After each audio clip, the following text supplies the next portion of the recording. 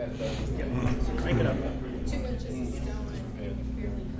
Good evening and welcome to the July 14th, 2025 Board of Selectmen Highway and Cemetery Commissioners meeting. It is 6:34. We are going to start the meeting with the Pledge of Allegiance. Please stand.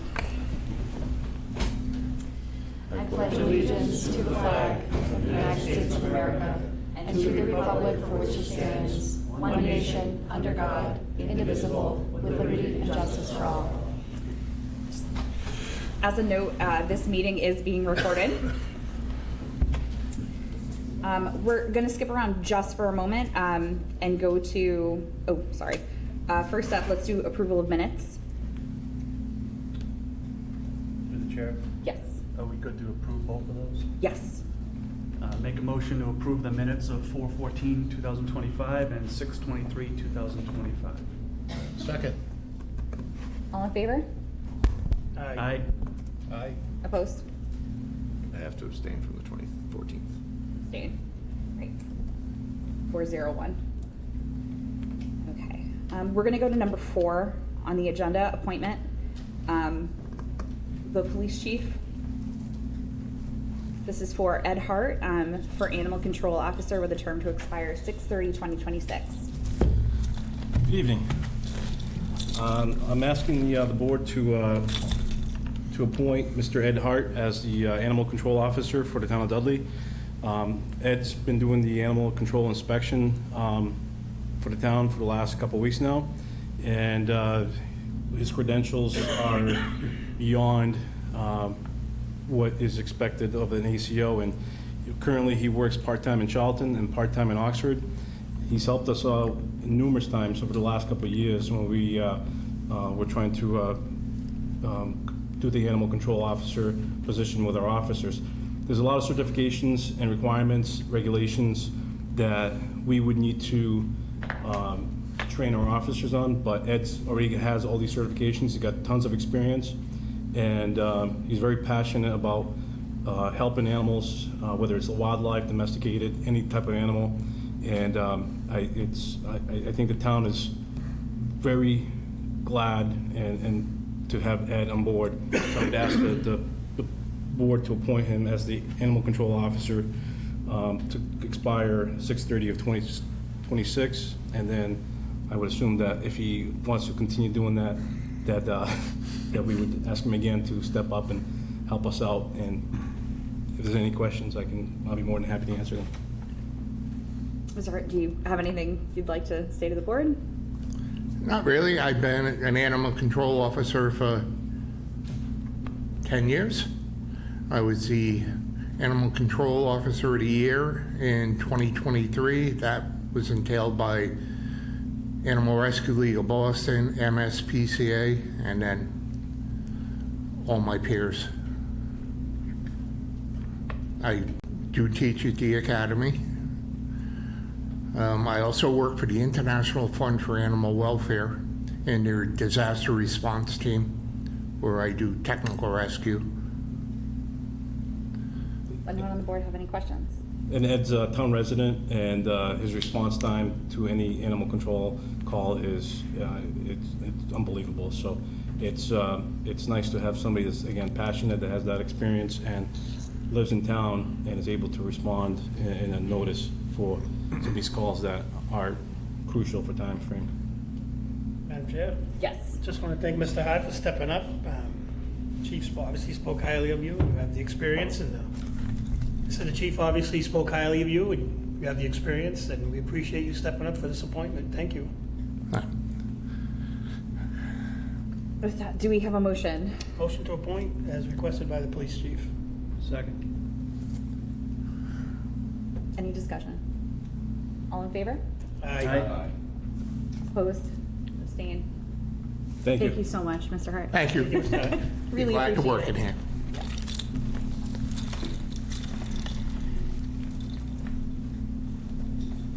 Okay. So we're gonna go back. What you do, Janice, if she's here? Get her Oh, out- yeah. Get her out of Okay. here, too, if she's here. Keep it rolling. All right, so let's do reappointments. Janice Brady, Council on Aging, term to expire 6/30/2028. Is Janice here? Madam Chair? Yes. Since it's a reappointment, I'll make the motion. Janice Brady, Council of Aging, terms expire 6/30/2028. Second. All in favor? Aye. All opposed? Abstained? Unanimous. All right, so now let's go back. Number 3, citizens' comments. Just a reminder to please introduce yourself by name and the street that you live on when you come up. If you're wearing a hat, just please remove it. Robin? Hi, Robin Watson, Dresser Hill Road. I have a comment on the new website. A couple comments. The YouTube link is gone. Was that intentional? And can it be restored? Second, there's a report a concern option that goes into an infinite loop. If you click it, it comes up and says, select a historical concern. There aren't any. Then you can create a new concern, and when you click that, it goes back to report a concern. And also, the last meeting, the special meeting on July 7th, when I did find a video of that, the video ended before the vote and before the meeting was adjourned. And finally, I have a question, and I don't know if the board wants to answer this or I can ask someone else. I'd like to know what the process is to add a bylaw to the October town meeting that would require our meetings to be posted online on the website. Right now, that's not a requirement. It's only posted in the town hall. Sometimes it's posted on the website. Last week's meeting was not. And people don't come to the town hall unless they have business to conduct. That's all. Thanks. I just wanted to address a couple of things. So the YouTube link is still on the website. It's all the way at the bottom, and there's like a red YouTube logo that'll take you right to the town's YouTube page. Okay, thank you. No problem. Underneath events, yep. No, you're right, underneath events, keep going. Yes, yeah, it's like all the way at the bottom. Okay, and then, Mr. Johnson. Can Olivia, through the chair, can Olivia check on the other bugs that may or may not confirm? Yeah, Amanda and I can look into that. Awesome. Perfect. And Mr. Ruda, just very briefly, can you discuss the process for citizens putting things on the warrant for a special meeting or for any town meeting? The best person to describe the process completely would be the town clerk, so I would say reach out to Laurie and she'd be happy to help you with that. We've in the past spoken about, policy versus bylaw, and one of the things we have to be careful of is if we have an equipment failure and we're in conflict with the bylaw that requires us to do something, how do we address that? It may be a better solution to come up with a procedure or a policy rather than an absolute law that requires us to meet an objective that we may not always be able to meet, which has generally been the problem. It's either a lack of staff to record the meetings. It doesn't pay a lot, but we managed to have some people, semi-volunteer to cover those meetings. And when I say semi-volunteer, meaning that they're giving up a lot of time for very little money. So that's what I mean when I say that. And, if I'm going to offer my opinion, even though you're not asking for it, and I think it's probably better to start with a policy and see how that goes, or request a policy, and I'd be happy to help you with that. If you want us to propose something to the Board of Selectmen, we could certainly do that. Just because if we're not able to meet that goal, if we have equipment go down and someone is sick, we're kind of out of luck, and we're not in compliance with the law. So. Yes, Mr. Madam Sullivan. Chair, and I think Olivia probably can speak on it better than I.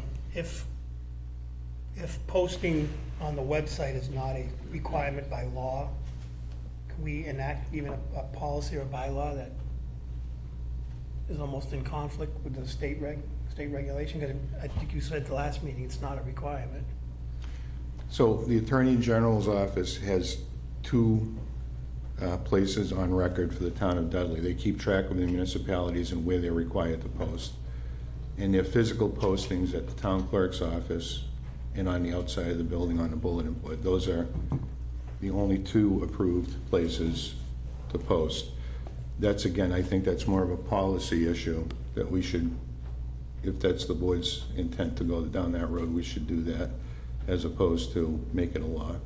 You can, I think you probably could make it a law, Mr. Sullivan, but then what if something happens? Right. What if the website's down? What if we can't get it up to post it in time on the website for whatever the reason? Right, I'm sure that's part of the thinking at the state level, because we had problems with charter a year or two back. It was either out or wasn't working week after week after week. So I hate to see problems with our website affecting our ability to meet. But I'm all for, I get it, I'm all for get it out as best we can. I mean, it's in the paper, it's in the Webster Times every week, you get that free at your house. As he said, it's posted in 2 spots. Simple phone call can help too, even not just for us, any department. If you want to go to an assessors meeting, for example, you can call down there and say, when's your next meeting?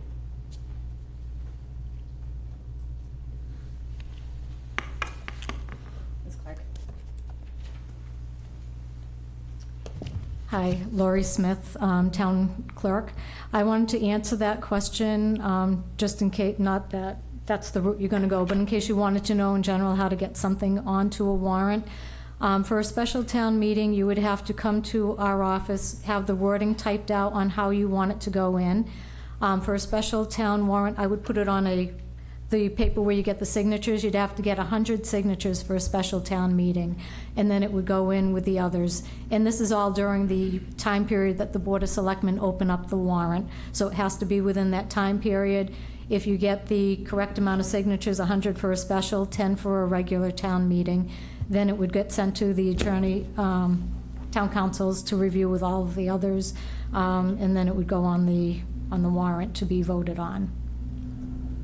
So I just wanted to answer that. And one other thing about the postings, John is correct, we do have it on the bulletin board in the town hall. We have it on the town web, bulletin board on the inside the town hall. We have it on the bulletin board outside. We also have it in a 3-ring binder in the police department on the round table, so people can access it 24/7. So if you have a job working 9 to 5, you can't get down here to see it on the inside board. Sometimes the outside board gets a little crowded because it's not a very big board. We try our best to make it so everything's visible, but it's always in the police department as well. So I just wanted to answer that. I wanted to also, if it's okay at this point, to make a citizen's comment too. I think so. I think we covered everything. Excuse me? I think we covered everything, yes. Okay. So this is as an individual and not as the town clerk. I'm here tonight to speak as an individual about 90 Marsh Road. It was my plan and preference to speak at the July 7th, 2025 Board of Selectmen meeting prior to a vote being taken. However, the Board of Selectmen would not recognize anyone in the audience to speak. So tonight I have 2 questions. At the July 7th, 2025 Board of Selectmen meeting, Mr. Siganevich made a motion which was approved to contact Town Council. I believe it was to see if there was any legal ramifications due to the fact that the 61A lien was never recorded. I'm not sure how soon before the July 7th meeting you realized that was the case, but my first question is, why was Town Council not contacted prior to that meeting to provide a response in writing, or invited to attend the meeting either in person or Zoom in, or a conference call so it could be part of the meeting and people could hear? So I wasn't aware until it was brought up at the meeting that the lien wasn't recorded. And I don't believe anyone else on the Board of Selectmen or in the town administrator's office knew that that was the case until the seller's attorney brought it up. During the meeting. During the meeting, and that's why we had to call during the meeting. But during the meeting, someone asked if they would be available, and you said yes, they would be available for a call. So it had to have been before the meeting that you found out. Mr. Ruda was texting town council during the meeting to make sure he would be available. Okay. So my second question would be the Board of Selectmen stopped the meeting to have a conversation with town council in the TA's office. All the Board of Selectmen members went in one at a time to speak with town council and/or the TA, I'm not sure which. When the meeting resumed, the Board of Selectmen stated that there were 3 options according to town council. One was to wait the 120 days, virtually letting time run out so that we waive our first right of refusal. The second one was the town can exercise the first right of refusal and either purchase it for the town or assign it to the Dudley Land Conservation Trust, or the third is to waive the first right of refusal. The Board of Selectmen, from the comments they made, I believe led the audience to believe that if we went with exercising our first right of refusal, that there might be some legal ramifications. My question is, exactly what was the possible litigation? Was it just that the town might not be able to collect the last 5 years' tax breaks with interest? I did speak with the assessor the next day after the meeting, July 8th, and she told me that the only issue with not recording the lien was that the town might not be able to collect the last 5 years' tax break with a 5% interest, which came to just over $5,000. She said that there was never any question of the land being in Chapter 61A, and she also said that she didn't speak with anyone in the Board of Selectmen's office about this prior. If this is what the legal possible ramification may be, I think it's pretty minor given the scope of what the town would be giving up forever. So can you tell me what the possible ramifications were going to be according to town council?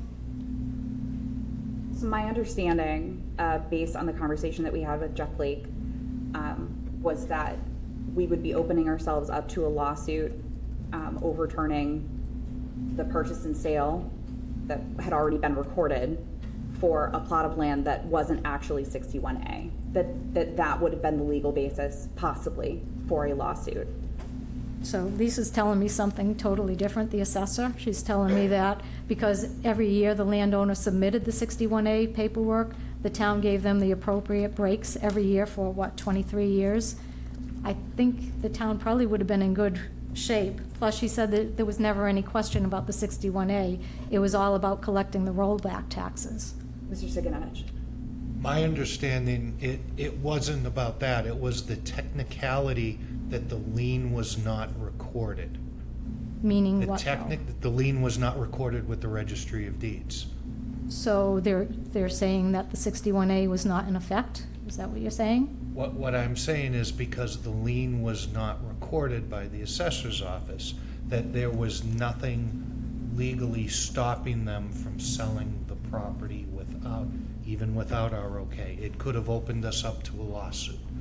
I think, is there a way that we could get clarification on that instead of we think that that's what they were talking about? Well, Because I'm being a little vague because from what I understand, there's an open meeting violation complaint against this board. Several. There is. And that's my understanding, is that, am I okay to share town council's opinions? I probably would. And that's why I'm being vague. Telling you my personal understanding is that because there was not a properly recorded lien at the Registry of Deeds, any action by this board to enforce that lien could result in a legal challenge which would cost the town a lot of money. it's just in direct contrast to what I was being told by the assessor, is what I'm saying. The assessor didn't say anything to us. You didn't The talk only to her thing on it, we- though, according to I think her. we had to. Honestly, going into that meeting, thought it was a done deal the other way. That was my interpretation, Should've that it been. was, we were coming in to have it be bought by the land trust. I was shocked to hear that there was no lien recorded. And that's why I asked if we had an opinion from town council. We generally don't ask individual departments for legal opinions. We ask. Well, it town wasn't a council. legal opinion, it's what that means, the lien not being recorded, what that means in this situation. That- To me, I'd look for a legal opinion about a lien. Well, the only other thing that I want to state, and I'm happy that you were letting me speak tonight, is that from the perspective of a resident coming in, it didn't seem, I know we're always talking about transparency, it seemed totally the opposite at that last meeting, with, instead of having town council, even though it was last minute, could have been the telephone call that you could have. We've done that before where people call in so that everyone at the meeting could hear what he was saying and know what was saying, because as soon as it came back, those votes came so fast. I didn't even, and the other people in the audience didn't even know what that second vote was. We had to ask for clarification. I just want you to know that, and I'm speaking for myself here, everything that was done on the advice of town council, as far as procedure of how we spoke with town council and how we shared what we got from town council. That came from... When you called them. It's just that many other meetings, I've seen town council invited to the meetings. They're sitting up at the front desk. They can't come in, they Zoom in, and maybe everything was appropriate, but it just seemed not transparent, in my opinion. And I think others in the room too. I'm sure you could sense the displeasure at that meeting. That's all I wanted to say. Thank you. Mr. Sullivan? So I just wanted to say also, I had no idea there was an issue with the lien attached to the filing until the attorney for the seller brought it up. I had no knowledge. I didn't receive anything. So the questions about the lien not being recorded properly are being addressed to the wrong board. Yes, we're the executive board of the town. We're not the ones that administer it. We're not the ones that record it. We're not the ones that keep track of it. That's downstairs. That's 100% in the assessor's office, and that's where the questions should be about the lien. It's not us. And second, the first point, I'm sure people probably feel they didn't have the right to speak or didn't speak. We did take comments from citizens. Just at one point, we were in a motion, I believe, if I'm remembering things correctly. And we generally don't take comments once a motion's made and seconded unless it's someone that's directly, like the 4 people at the table that night. So I thought that's not 100%, because we did let people speak. I mean, the resident across the street, the seller's relative, got up and spoke. He told us the story about his parents. I think people had a right to speak. I mean, I've been at plenty of meetings where people don't feel like they're being recognized, they'll stand up, and then we catch them. You know, we say, oh, sorry, we didn't mean them, you know, so I don't think that was 100% fair on us. But again, to go back to the lien, and this isn't a deflect, that we have no control over that. The Board of Selectmen have nothing to do with it, except it goes through the assessor's office. And again, I agree with Mr. Siganevich, the whole purpose of us meeting, I was chair at the previous meeting, we talked about it ad nauseum. We talked an hour and a half roughly, and I was under the understanding we were coming in and there was an agreement in place, the trust and the seller, and the wheels came off pretty quick when the attorney said we have nothing. And you know, the back and forth, I'm not saying who was right or wrong, the reasons given that were easily refuted, and you know, it's just, I just want to get some of that stuff out in the open, especially about the lien. And I agree, that when the seller's attorney said, we're gonna treat it like 61A even though the lien wasn't filed, I thought that was a gesture on their behalf that they didn't have to do. I don't need a legal opinion for that. I mean, if they get up and say, we don't have the lien filed, see you later. Well, we couldn't say, no, sit down, let's talk about it. So that's what I just want to get out there. Thank you, Madam Chair. Mr. Antos? Hi. Do you remember me from last week? I got to speak at the beginning, but then I had a couple more questions and I wasn't recognized. So I have like 3 questions to start with. The first question is, who is the buyer? Because I think I know, but I'd like to hear it. I don't know who the buyer is. We weren't provided with that information. Was that? We weren't provided with that information. Well, if what I heard is true, it's Conrad Allen. And Conrad Allen is the chairman of the assessor's office. So I don't know if it's a conflict, but it could be, it may be, possibly. I don't know the answer. I'm not a lawyer. So that's one thing that should have been disclosed, in my opinion. since he's part of the town. I don't know if he's an official member as the chairman of the assessors. Maybe you can elaborate a little further. And the second thing, there is a agricultural and horticultural tax lien that was filled out, notarized, and all of that. Have you seen this? May I approach and give it to you, a copy? Absolutely. Sorry about it.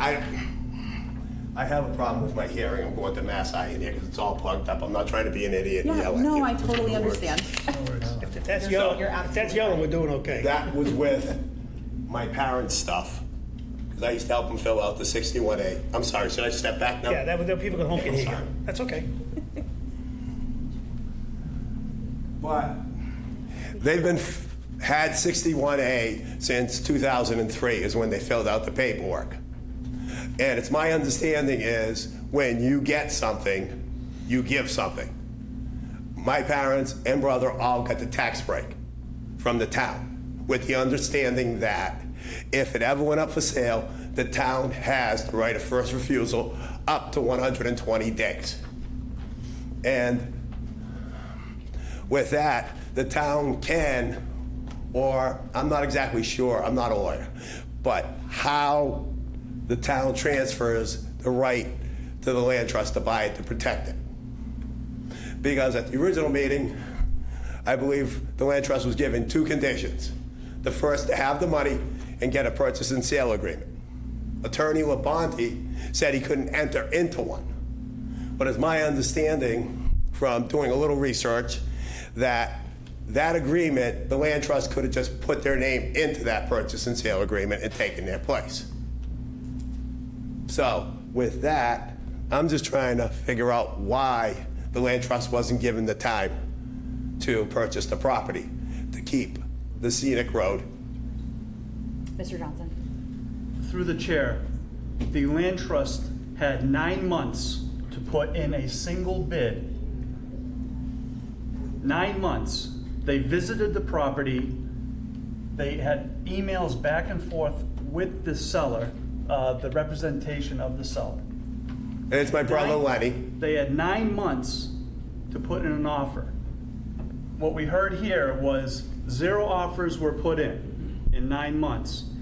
And emails went back and forth between the two, but no offer was made. So to say that there was no time and to want another 120 days is why I made the motion to waive the town's rights, because it was 9 months for a private organization, a great organization, to do that work. So if we want to Okay. say that there was no time, sir, I don't believe so, and you should talk to the Dudley Land Trust about that. The land trust only has, from what I understand, I'm not part of the land trust at all. I've only been part of the family that's been on the property for 100 years, almost 100 years right now. So, once I found out that the land trust was interested, I was trying to work with them to purchase the property. But at $850,000, nobody could come up with that much money. Then it got dropped to, what was it, $795, and my brother told me, the price is the price is the price, no matter what. I'm not giving a deal to anybody. The first time we found out that the price had been lowered to $635 or $645 was at the meeting here. So, with that being said, the land trust said they could. And in order to facilitate the sale, I made an agreement with them to turn over part of my property to the land trust in good faith, to allow them to purchase it, to keep the scenic road intact, the way it was meant to be, the way that everybody that lived on the road for and took care of the property for hundreds of years before us. Now, it wasn't a question of whether he was going to get paid, my brother was going to get paid Wednesday, Thursday, or Friday. It was just a question of who was going to pay him. Was it going to be the land trust or Conrad Allen? And Mr. Lombardi said that there is no lien, therefore 61A wasn't applicable, per se. That's what I heard, that's the way I interpreted it. I may be wrong, I may not be. But if he's making the argument that 61A is not applicable, and you guys really didn't have to sign off on it because you can sell it anyways, then the town should be looking back for taxes back to 2004 with 14% interest. Because technically it's not under 61A and never was. Because once you accepted the tax break, it's a contract, because you got, what is it, quid pro for each other? I'm not sure the exact terminology. But Mr. Johnson. Through the chair, question, that's the purview of the assessor's board and the assessor to handle that kind of question, right? Specifically, Yes, or is it the tax question? I think they would be more equipped to answer that question. So, I don't know if anyone's here from that department, but that's not this board's. there's a lot of stuff that's going on with this. There's a lot of statements made about how it should be applied and what part is applicable. So when the meeting of last week, it was like, okay, all of a sudden you had a break and then came back and everything went boom, boom, boom. I'm not saying it was wrong. I'm just saying it didn't give the appearance of. It gave the appearance of, I don't know. I'm not saying anything because I don't know enough about what goes on in being a selectman and what responsibilities you have. Because you have a lot of responsibilities, not just the people like me, every person in the town and citizens that come to visit the town. You're responsible for everything. But with this, I believe it's under one of the chapters you can do a reconsideration and see if the vote changes or if taxes should be backdated to 2003 or 2004 versus just 5 years because of the argument Attorney Lombardi made.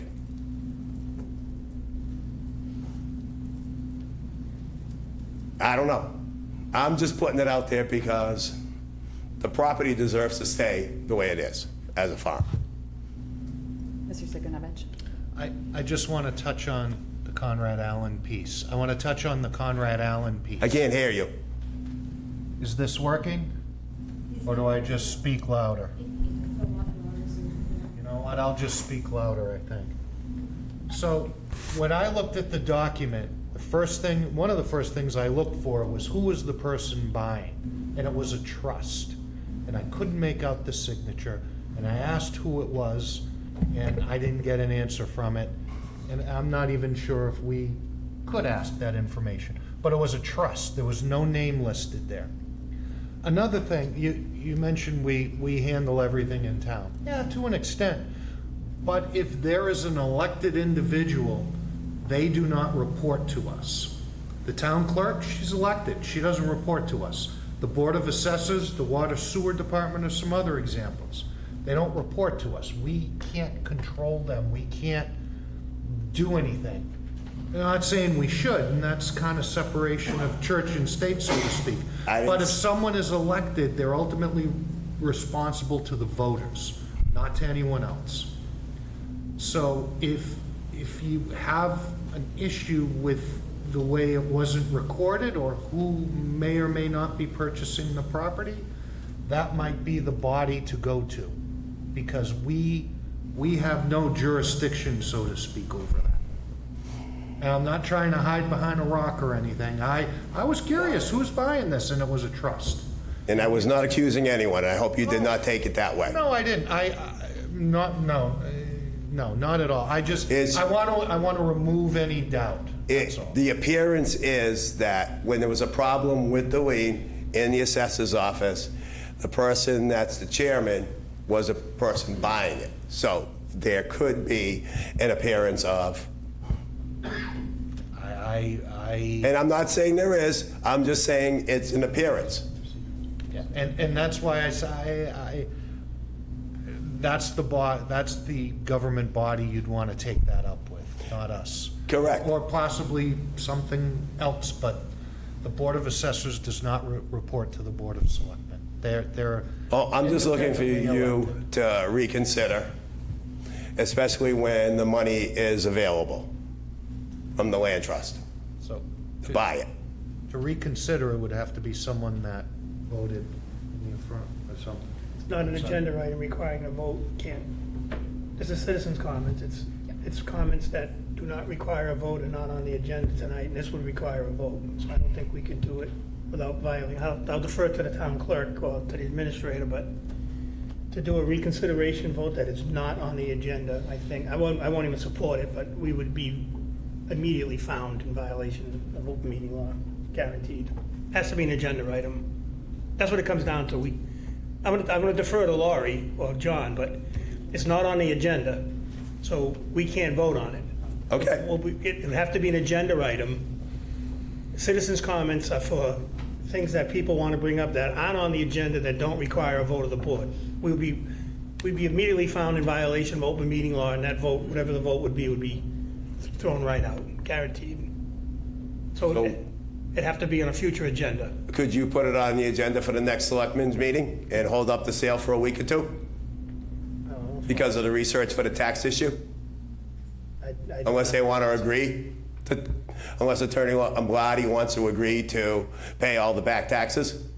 I mean, The 2003 with interest? We've already voted on this, and it's not on tonight's agenda, so I don't know what recourse we would have to hold up a sale that was voted on last week at this point. At this point, Madam Chair, the motion to reconsider, my understanding, is generally taken at the same meeting, and Mr. Starchevsky might know better than me because he's the moderator, but that generally has to come from the prevailing side, right? So I've never been in a situation where we've done a motion to reconsider at a meeting that has been adjourned and then done it at the following meeting. So I don't think that works here. But I definitely know that you can't vote on something that's not on the agenda. Thank you. Thank you. So, Madam Chair. Yes. Before Mr. Antos sits down to answer his question, What do you think? he can request for something to be put on the next agenda. Now, whether or not council, or when the chair reviews the agenda with the administrator, whether it stands, it doesn't necessarily mean it's on there. But again, I don't know how it would stop the process that's already been started after our last meeting. I mean, you can request anything on the agenda. Typically, it's a purview of the chair working with the assistant or Mr. Ruda to put it on. I mean, he can request it. So I just don't know if it would stand. Last time I'm coming up, I promise. So if you can request it to be put on the next agenda, could that please be done? Because there was also a question whether this should have been a public hearing. I don't know the answer to that. And also where it seems the board needed some information from the assessors, or in a better way to put it, according to how you're saying it, the Board of Assessors holds the answers to these questions we have. That should be a basis to want to put it on the next agenda and maybe have it be reconsideration based on just making sure everything was done properly and that we have the right answers from the board that's responsible for it. I think that would go a long way with the people that came to the meeting, just knowing that we're looking at everything, making sure everything's appropriate, and you have the right information from, even if it is a different apartment. Would we be able to add at least a discussion item for the next meeting? And sure, of course we could. We could do that. My suggestion would be, because we have a complaint that legal is now answering on our behalf, is that maybe the chair, and if you want me on the call, I'm happy to do it, should talk to KP Law and see what the ramifications are, depending on what the vote is. The purpose of the next agenda item, if we're going to do that, should be specific, and we should get the advice from town council before we go too far down that road, because I can tell by the wrangling, there's already been complaints filed that we've got to be very careful to protect the town, and if we decide to take any different action, we have to know in advance what the ramifications could be. Okay. I'd even go as far as to say, if it becomes an agenda item and it seems like the chair thinks it's a good idea to ask town council to be here, we could entertain that as well. There'll be a cost associated with it, but we could go down that road as well. Okay. Okay, thank you. So is it possible to also put something in place that the sale does not go through until this meeting happens? Because it would be pointless to have the meeting and reconsider if the sale goes through. We, at the very least, would need to speak to town Town council council and first. see. Okay, thank you. Yep. Also, I apologize for pointing. I know that's rude. Sandy Peterson, 29 Healy Road. I think some of you may know that I'm very much involved in the land trust. I have been for the last 20 years, but I'm speaking as a resident and private citizen. I just want to establish that the last meeting from July 7th was not a public hearing. Am I correct? That was not a public hearing. I think it was just an extension.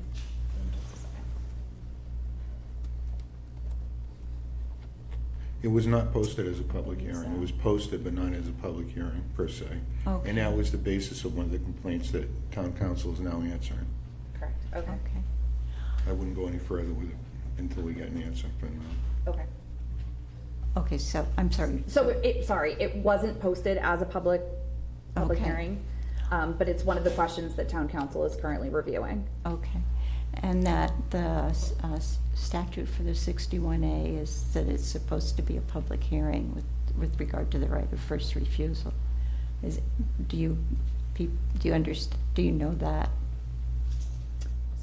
Defer to council. Again, Yeah. that's Unfortunately, it's a question for council at this point. Okay. All right. And just lastly, I mean, I appreciate this is quite a difficult situation for all of us. And I appreciate what you're doing and how much energy and time you're thinking about and putting into it. I think that's very important. I did want to address, Mr. Johnson, that your point about we had 9 months. Yes, indeed, I think you're right. We did have a lot of time to deliberate, and we were deliberating. And I don't think that precludes the possibility that we really were interested and that we wanted to buy it. We were trying to figure out how to do it. And that we came up with the amount of money. We went through the tortures of the damned deciding that. But we did come up with it, and we did come up with the requirements that we come before the board with that and explain to the other party that we had it in hand. So that's all I have to say. Thank you very much. Thank you. Yep.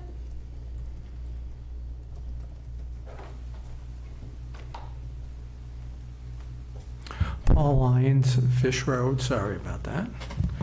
I'd like to speak to the issue that the first speaker brought up in a town clerk, because last Sunday, July 6th, a friend told me about the Selectmen meeting Monday night, July 7th. I said, oh, I didn't hear anything about that, and she suggested I'd come and listen to the facts and see what was happening. In any case, that night, Sunday night, July 6th, I went to the computer to check the agenda for the meeting and found nothing. And I looked at the different pages on the town website and found that for 2 months there was nothing listed under the Board of Selectmen. And I don't want to seem like I'm targeting you, but it's because I was looking at this meeting and it could have been any, the Board of Health, it could have been Planning Board. And I looked at the calendar, it said the next meeting was July 14th. So under your webpage, there was nothing for May and June, which struck me odd. I said, oh, they had to have a meeting in May and June, and nothing. And I checked last night again, knowing I was coming, and nothing. I checked before I came here, and now everything's there. 2 months later, it appeared. In any case, I called the town clerk because on July 7th, I got very busy. I didn't follow up like I should maybe. And a couple days later, I looked, and there was the agenda. There was the information about the July 7th meeting. So I called up to see, because I thought there was a town bylaw or a state law saying it had to be posted. And the town clerk's office was nice enough to inform me that, as was stated, the Attorney General says that the law requires the announcement to be put on the bulletin board at the town hall. So I questioned, well, what about the town website? And I was told that's just a courtesy. If anything posted there is a courtesy to the citizens, which, in my humble opinion, it shouldn't be a courtesy. It should be something that's required. And if there is an issue, then again, you'd have to check with legal. Why couldn't you put in the disclaimer saying, because of weather, town website's down, information that may not be available? If there was some kind of problem with a certain company providing access to the town website, put a disclaimer in for that. Because what I seem to be hearing is the burden falls on the citizen, okay, to come and check. Because I thought about that after. I said, well, people would have to come every 48 hours and check the bulletins of different boards to see if there's a meeting, if it's not listed on the town website. In any case, I was trying to do due diligence and save the town clerk time and effort. So the first thing I did was check town bylaws. I'm sure you know the town webpage. Down at the bottom, there are circular icons: pay online, permits and licenses, notify me. Well, if you check on the town bylaw icon, nothing happens. Okay, you click on it, and the notify me box comes up. And I tried it 3 different days, nothing happened. So I didn't give up. I went to the top bar. It says, how do I? I clicked on how do I, and the text box comes down, and one of the options, how do I find? You come down that column, and there's the bylaws. So I clicked on that. Up came the town bylaws, no problem.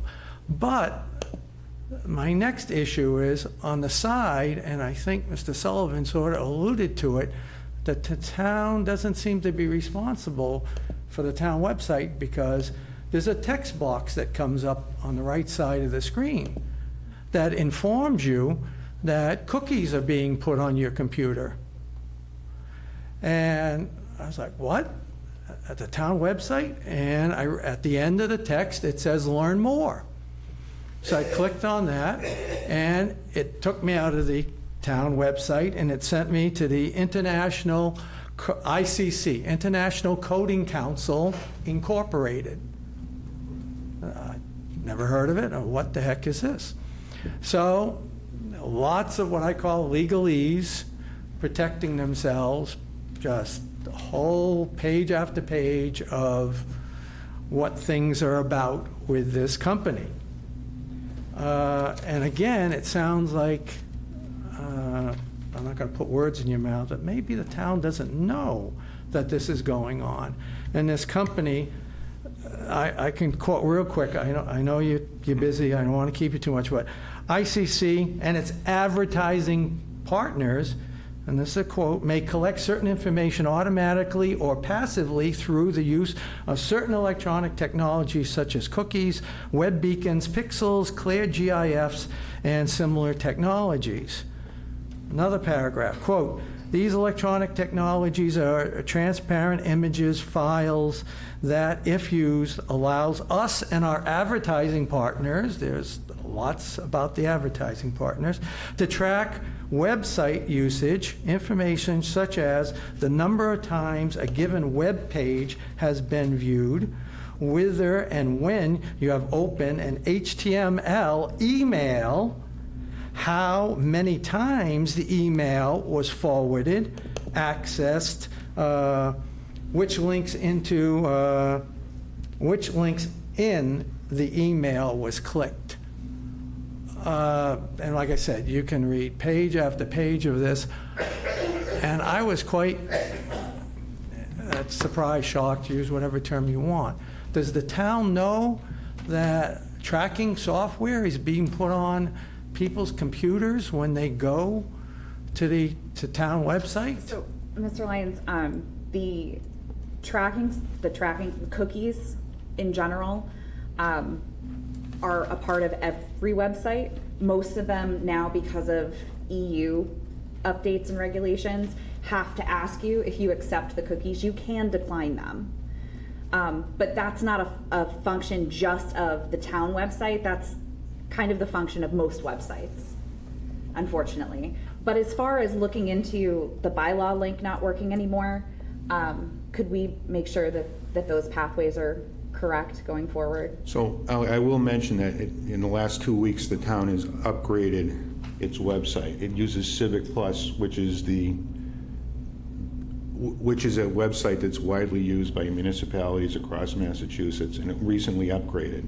And as part of that upgrade, we have to continually re-add the content that was missing since we went to the next version.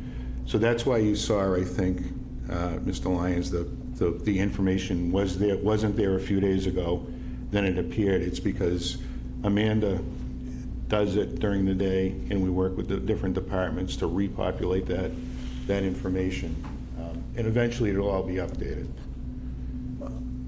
Thank you. But getting back to the tracking software, so you're saying that citizens of Dudley should do everything they can in terms of protection and I've been shown how to do this in your computer, to go to certain internet options on your computer, click on delete to try and get rid of cookies and tracking software. But the town says we have to allow this to happen on the town website? Because isn't the town in charge of the town website? Or are you telling me that a certain other corporation is in charge of the town website? The town website is hosted by Civic Plus, which is not unusual for most municipalities. They don't generally host their own websites. They farm it out.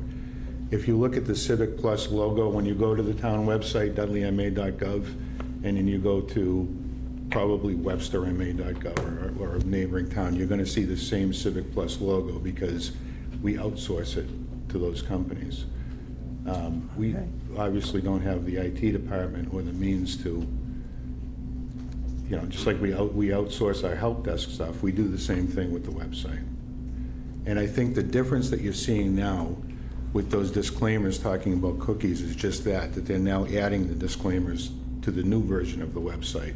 But that's always happened. When we had a website that was hosted by a volunteer, we were able to go and see what websites had been visited.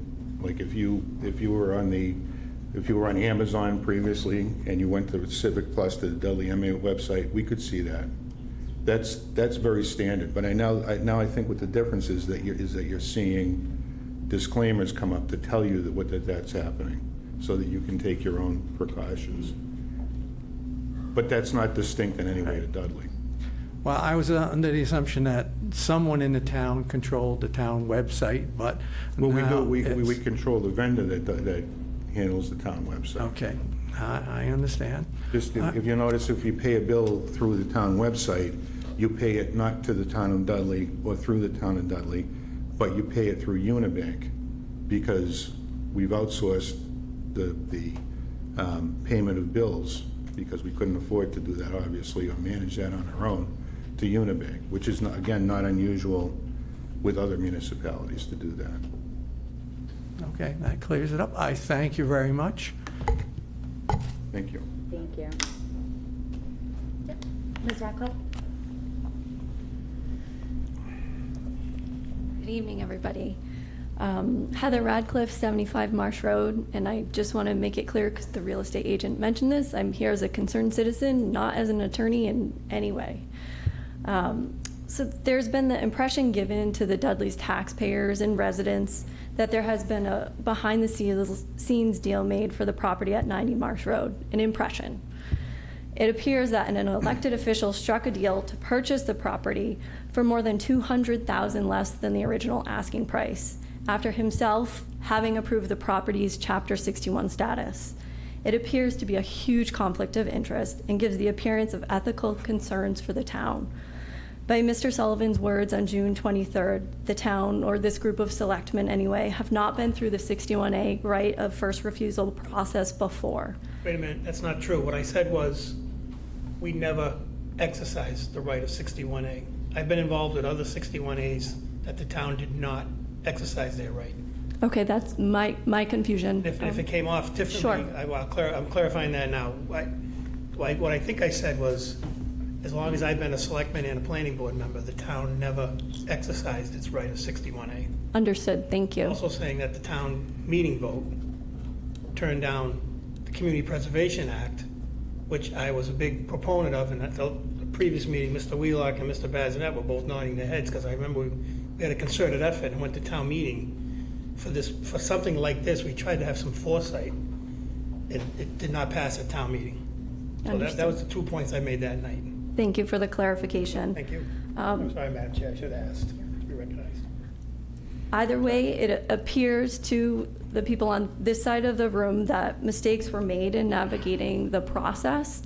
And I understand you probably can't discuss any of the complaints you have, and that's completely understanding. But I want it to be clear that mistakes can be corrected, and the town has the ability to serve justice to the unheard residents who wanted the property to be protected. It makes sense as an ecosystem to link the conservation properties along Marsh Road that could extend in a positive way for Dudley's residents. It just makes sense. It makes sense planning-wise to conserve this particular property because it's along a scenic road that would otherwise have a noticeable gap of trees and stone wall. It just makes sense. So please don't sacrifice an opportunity that the town has, please. Options appear to include a motion to rescind, as I understand it, but again, I am not here as an attorney, and I am definitely not an expert on Robert's rules. Please consider the option to make that motion to rescind the vote from July 7th. That's all I had to say. Thank you.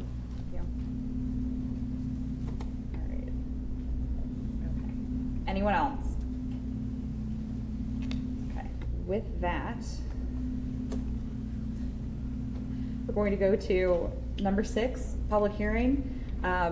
Public hearing for a poll petition, West Dudley Road, Dudley, Massachusetts, petition number 310720054, Massachusetts Electric Company doing business as National Grid and Verizon New England, requesting permission to locate poles, wires, and fixtures, including the necessary sustaining and protecting fixtures across the following public roadway: West Dudley Road, National Grid to relocate one pole on West Dudley Road beginning at a point approximately 365 feet east of the center line of the intersection of Southbridge Road and continuing approximately 15 feet in an easterly direction. National Grid to relocate P3 approximately 15 feet west in order to provide services to 4 West Dudley Road in Dudley, Massachusetts.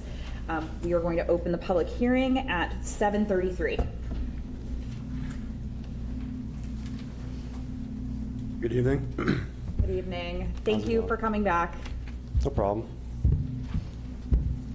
Want me to reintroduce myself again? Or? Yes, please. All right, my name is Mohammed El Rifai. I'm a distribution design engineer with National Grid out of the Worcester office.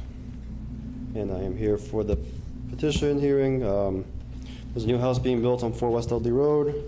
As it is right now, the pole they want to come off of is towards the neighbor's property. In order to solve any trespass issues, you want to relocate the pole a couple feet to the south in order to give the customer the service that he needs. Anyone on the board have any questions? Was this continued, Madam Chair, from another meeting? I believe it was, yes. Was it continued for a reason? Yes. Through the chair, with Yes. those follow-up questions regarding other National Grid questions. Okay, that's what I thought, and I believe that That's correct. those questions have been asked, answered, and what we thought was leverage that we would have to have some lights put back up did not pan out. So there's your answer, Mr. Johnson. No, I didn't have the question. Okay, whomever had the question. Yep. Okay. So, But however, I will add to that, I spoke to the police chief today, and we're going to make sure that we take a look at where those lights are down, if they were subsequent to an accident. We're gonna work with the treasurer's office to file the insurance claim, and going forward, that's gonna be the way we operate. That if it was subsequent to an accident, we're not dropping the ball, we're making sure the insurance company, the responsible insurer, pays to have that replaced on the pole. fabulous. Thank you. If we don't have any questions from the board, does anyone in attendance have questions? Seeing none, do we have a motion? Motion to close. Second. At 7:37. Sorry, Yep. amend my motion. Do you have to vote on that? Yep. Great. All in favor of closing the public hearing? Aye. Aye. Unanimous. All right. And then do we have a motion to approve the petition number 31072-054? So moved. Second. All in favor? Aye. Opposed?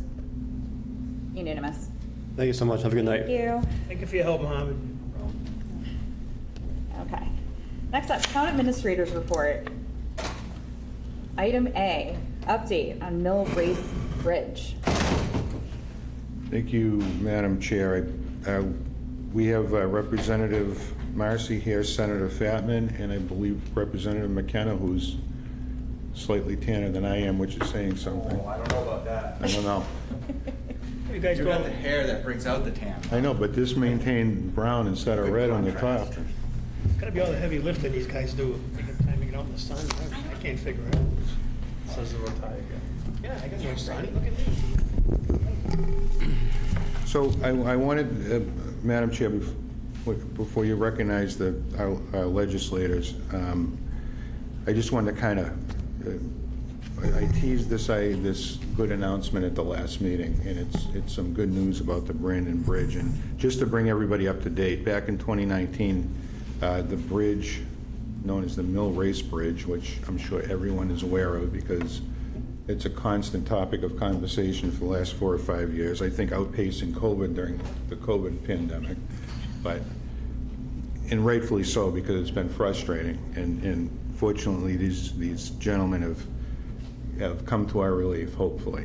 So in 2019, the bridge was closed by MassDOT because it was deemed to be unsafe. And that bridge leads to a bridge after it, which is actually in Dudley, which is why Representative McKenna is here, representing his district in Webster, as well as Senator Fatman, whose district includes Webster.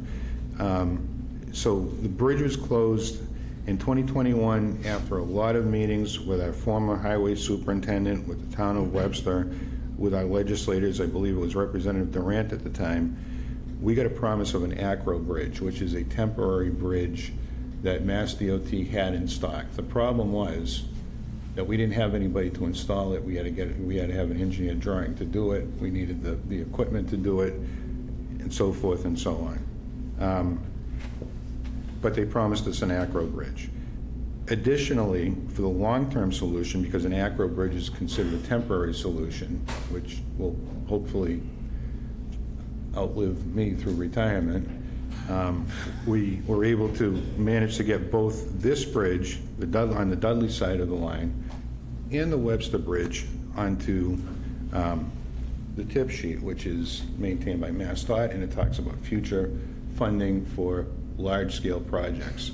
And they included the Webster Bridge, which was listed as fair, so that we figured that what would happen was the minute we reopened the Dudley Bridge, at some point in the near future, Webster Bridge would be closed. So the strategy was to get both bridges onto the tip sheet. And it's about a $6.5 million project. It's been on for a few years, and it's probably 6 to 7 years down the road for the complete project to be done, or at least approved. In '22, we secured an engineering proposal. We were able to demolish and take down the old bridge while it was closed using Chapter 90 funds. And our own highway superintendent worked on that in its capacity as foreman. And we did that. We did that largely offsetting the cost using a lot of in-house labor, as well as I've got a low bid contractor to do it. So that's been done. It's shovel ready. It's been ready to go.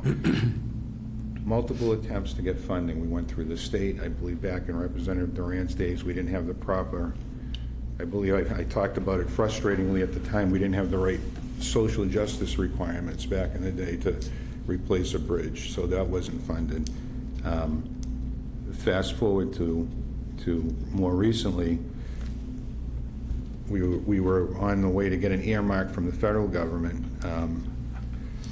through Representative Neal's office, and it looked like that was going to come through. We actually got good news around Christmas time in January. I look forward to a positive announcement in March and April of this year. Well, it turned out to be a very negative announcement, and that was put on hold with a lot of other things at the federal level that didn't get funded. So we took another attempt in 2026 to reapply, but we were told that that project at the federal level is no longer eligible for federal funding. We went to Representative Marcy, the Senator Fatman, and that's where I'm going to stop and let them pick up the rest of it. Perfect. Hey, thank you, Madam Chair. Good to see you there, my former colleagues. Welcome, Mr. Staszewski, in your new role. Thanks for having us tonight, guys. So, yeah, I was there through since 2019, since this was happened, and I have to tell you, in my new role, fairly new role, it's still the number one thing I hear. We have all these good things that happen, and I still hear, yeah, but fix the bridge. Yeah, but, Chapter 70 is, funded at the highest it's ever been, and we, regional school transfer, yeah, but fix the bridge, right? So it was the number one thing I hear. So we had something that passed several years ago at the state level through a ballot question called the Millionaire's Tax, or the Fair Share Amendment, which is designed to fund education and transportation projects.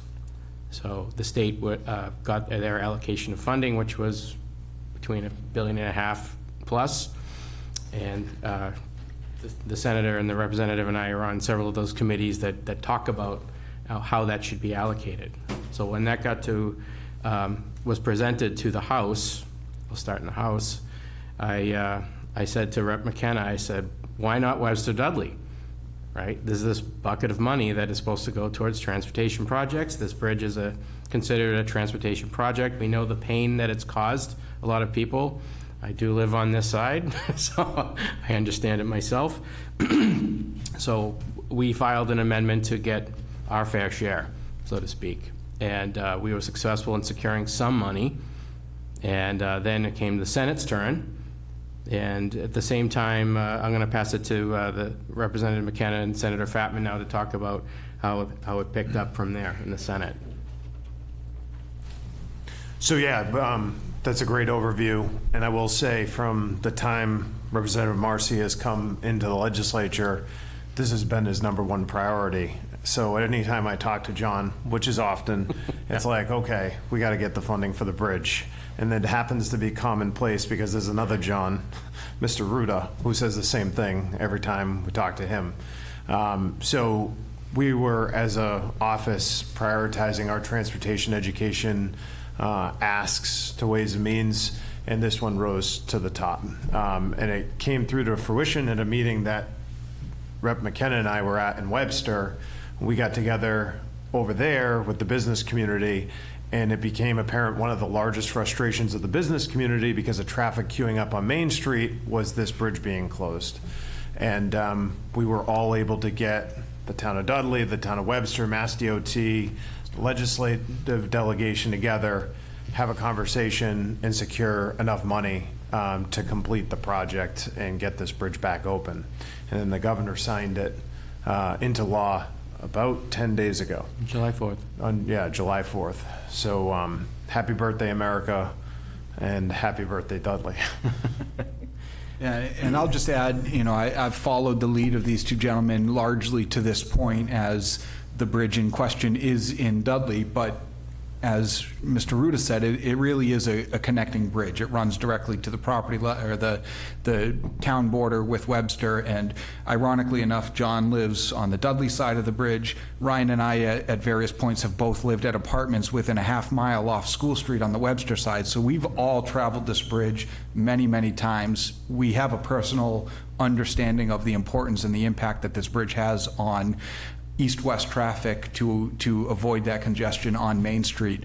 And so, as I said, I followed their lead on this particular portion, and certainly believe that there should be a rightful partnership with the town of Webster if and when the next step is necessary. And so I'm happy to continue to do that, to continue to work to make sure the whole project is done collaboratively to share the load. Yeah, and to build on that further, MassDOT is involved. They think it's a great project. The town administrator had mentioned that the engineering study is being done right now, but all the pieces and parts and bolts and everything, they have that in stock as well. They've agreed to pitch in on that. So there's what I have to say about this was a team effort at all levels, from, the Board of Selectmen, town administrator, highway superintendent, past and present, and the state legislature to actually make this happen. And actually, Congressman Neal did deliver on the funding, but it did get cut in a continuing resolution, so that will come up in the future. But, why not Webster and Dudley, and why not now? So what I've found is that the best solutions are the ones that are local, solved locally. If we can pull this off, then that's the way we should do it. Yeah, and I just want to thank Mr. Ruda for his help and leadership in this, because truly without him, I don't think it would have happened. He consistently reminded us politely that this was a need, and not so. And it was, every agency, bipartisan. It's what people expect, I think, of their government. And we're happy to report that we have the money and we'll be able to get this done. Comments? Questions? I just want to thank the gentlemen for their hard work. I made a joke earlier. I was just joking. I love you guys. No, really though. Again, John sat with us most of us for a number of years, and as he's transitioned into his new role, he's been nothing but an advocate for the town and the bridge. All joking aside, there's nobody in this room, elected or otherwise, who hasn't got heat over the bridge or made a comment over the bridge. And to get some kind of resolution, I think, is what we really need. And I think Senator Fatman hit the nail on the head. That's what people expect out of the government. Let's work together, get something done, something positive, and let's move on. Let's get it done. Thank you, gentlemen. All set. Thank you. Thank you. Yeah. MJ?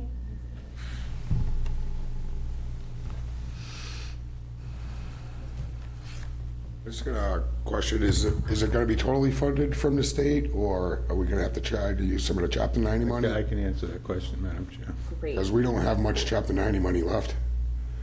We are getting our final price. It's about it's a $600,000 earmark, and we believe that the project will come in slightly under $1 million. I have $186,080.58 current available in Chapter 90 funds. And we'll get the rest of it. And like I said, I just need to do some road work, and I already spent $217,000 out of Chapter on it. Yep. So absolutely. Just wasn't sure if it was all covered from Webster and Dudley. It's not 100% covered, but we're working collaboratively with Webster, and we'll get a final adjusted cost, and we should have sufficient Chapter 90 to get the remainder of it. I'd also add, MassDOT had made a commitment to us to help, and that was part of this, bringing it together. So MassDOT is playing a significant role to help as well. Because we didn't want to allocate the money without knowing we could get it done. Mr. Siganaj. I want to thank you three genuinely for making this happen. Thank you. And Mr. Ruda, thank you for your persistence.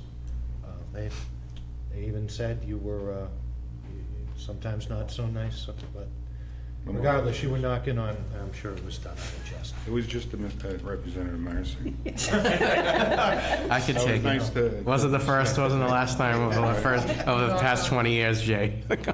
You knocked on every door you could. You knocked on Yes. the state door, you knocked on the federal door, and finally it happened. Persistence. So thank you for that, and thank you three for doing this. Appreciate it. Yeah, Town Administrator Roto gave us the ammunition we needed to tell the story at the state level to actually, tell people that why this was important to two towns in its economic future. So Jonathan, he deserves a ton of credit. Thank you so much, gentlemen. Thank Across you. the board, it's really incredible. And I'm so glad I have an Well, answer for people now. It's not done yet. Yeah. But I It's can not at least up say there's yet. movement. We can say there's movement, and that's incredible. But the good news is that the Commonwealth requires money to be spent quickly. Shovel it out the window as quickly as possible, so we have a commitment to get this project done quickly. Fabulous. We have 1 year. Yeah. Right? Love it. Yeah, so. Thanks very much. Thank you, so guys. much. Appreciate it. I just want to applaud. $600,000 for the bridge.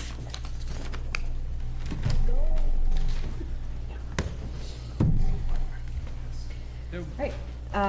Point B, update on the park grant. Did I put that on the agenda? We were waiting, I'm going to ask to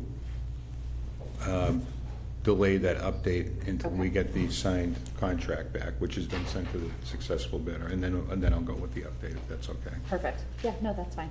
I mean, are there any objections from As anybody of else? today, we hadn't got a return yet, but Olivia's on it, so. Okay, great. And then next up, we have Town Administrator fiscal year 2026 goals and objectives.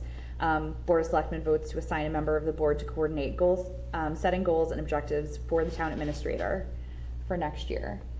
What is the board's pleasure on this? Do we give it to Jay, because he just Yeah, left? just left. I nominate Mr. Johnson. Second. Motion and a second. You can't do that. No, In this I do that absence, to I'd be him. happy to. I'd be happy to step in. Nominate Mr. Stashewski. Withdraw the previous motion. Withdraw the jestful motion. Second on Mr. Starcheski. Perfect. No discussion. I'm totally okay with that. I love it. I have templates for you. So many templates. All in favor? Aye. Aye. Aye.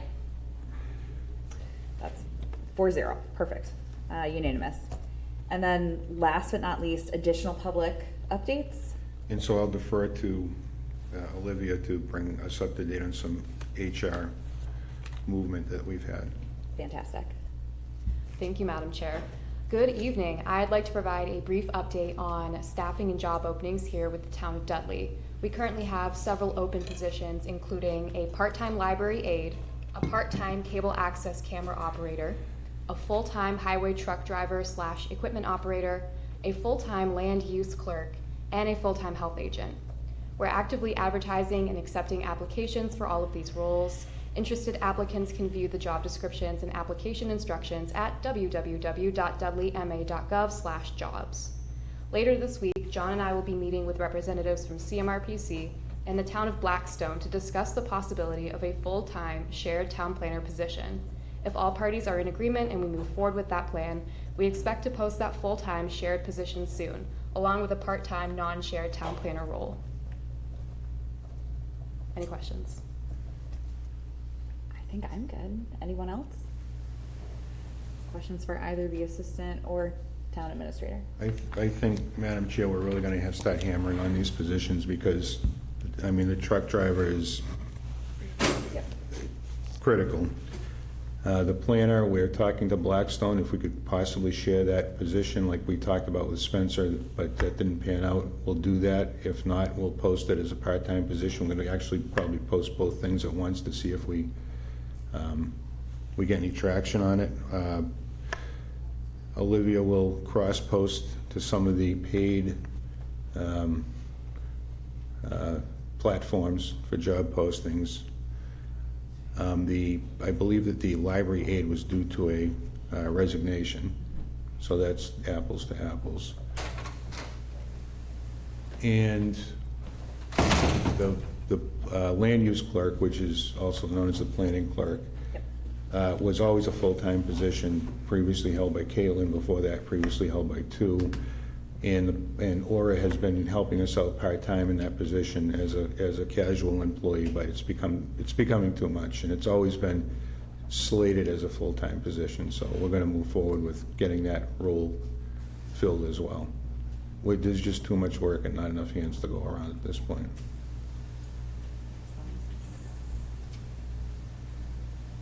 Motion to accept the assistant town administrator and town administrator report. Second. Discussion. All in favor? Aye. Opposed? Abstain. Unanimous, 5-0. Okay, so now we're moving along to public business. Point A, at Mr. Siganovich's request, warrant article vote for October special town meeting, discussion and vote for Board of Selectmen to place article on October special town meeting warrant or to take any action relative thereto, that the town amend the town's general bylaws and zoning bylaw as follows. Substitute select board, A, for Board of Selectmen, and such variants as BOS, Board of Selectmen, and B, for selectmen in contexts in which that term refers to the select board as a whole acting as a board.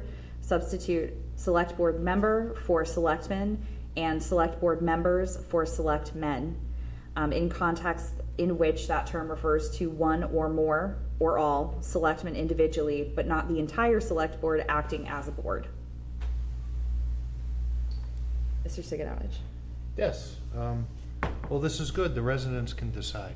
Do they want a select board or a board of selectmen? That's all. I think it's a good idea, but at the end of the day, it's up to the residents. So thank you for putting this on the agenda. Does anyone want to make a motion on this, or is this just for discussion? Just instruct, I think you can just instruct the town administrator to make sure it's included on the warrant. Perfect. Or the ATA, whoever's putting the warrant together. I just want to get a sense as to what that was, what Mr. Siganovich was asking for, and that's what the Board of Selectmen would like to see as well, for them to take a vote on, to put on the warrant at some point when the time comes. Okay. For October. Yes. So the absence of a vote, Madam Chair, I support Mr. Siganovich's request. Do you need a motion, or is that That just wanted to get a sense as to what, make sure that that was what you're looking for. unanimous? Unanimous consent. Ish consent? Unanimous consent? Ish. Yep, okay, got it. And staying with Mr. Siganovich, Nichols College pilot draft letter. Board of Selectmen votes to vote or take any other action relative thereto. Yeah, I've been busy this term, I guess. Yeah, so I had asked the board previously during Selectmen's comments, I had done some research about what other communities did for a pilot program, and the assessor's office got back to us with an amount, and they got back to us with that, and then Mr. Ruda put together the letter to send to Nichols, and I believe everyone has that letter. Should that be read aloud? I don't think I've had a chance to digest it yet. I don't know that I've seen it. I know we got it, but I don't think I've had a chance to read it. I'm happy to read it. It's up to you. I'm giving you a note if you want it. It's up to you. I'm going to use the radio voice.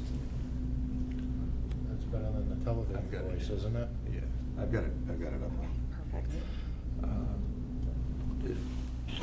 This is to Nichols College President. The Dudley Board of Selectmen hereby submits this letter as a formal request for Nichols College to enter into a payment in lieu of taxes pilot agreement with the town of Dudley under a new program titled the Nichols College Community Initiative. Nichols College currently owns 15 tax-exempt properties in Dudley with a combined assessed value of $40,954,500. While the town greatly values the presence and contributions of Nichols as a key educational institution, the increase in cost of providing essential services, particularly police and fire protection, infrastructure maintenance, and education, has placed significant strain on the town's financial resources. As a result, we are requesting that Nichols College take immediate action to support the community in a more equitable manner by providing an initial pilot payment of $108,222.25, which represents 25% of the property tax value that would otherwise be assessed on the college's exempt properties for the current fiscal year, committing to annual pilot contributions at this level, adjusted in accordance with future property assessments and tax rate changes. This payment is not symbolic, it is necessary. The requested amount reflects only a portion of the financial burden the town assumes annually to support services that benefit both Dudley residents and the Nichols College community alike. These include emergency response, road maintenance, and educational resources that provide value and security to students, faculty, and staff. Additionally, we wish to highlight the growing momentum of Bill H.3264, now under consideration by the Massachusetts Legislature. This bill would require all tax-exempt organizations owning property valued over $15 million, including private colleges, to make mandatory pilot payments equal to 25% of what they would otherwise owe in property taxes. This proposal continues to gain support across the Commonwealth, excuse me, including locally, and is expected to be reintroduced in the next legislative session with a strong likelihood of passage. By committing to the Nichols College Community Initiative now, the college can act in good faith and in advance of what may soon become a statewide legal obligation. Such action would demonstrate leadership and a proactive commitment to civic responsibility, ensuring that the long-standing partnership between Nichols College and the town of Dudley remains collaborative, transparent, and mutually supportive. We respectfully ask that Nichols College provide written confirmation of its agreement to this pilot framework and submit the requested initial payment of $108,222.25 to the town. Thank you for your attention to this matter and your continued role as a valued member of the Dudley community. Sincerely, the Dudley Board of Selectmen, Janet Shane, Jason Johnson, Chris Starcheski, Stephen Sullivan, and Kerry Siganovich.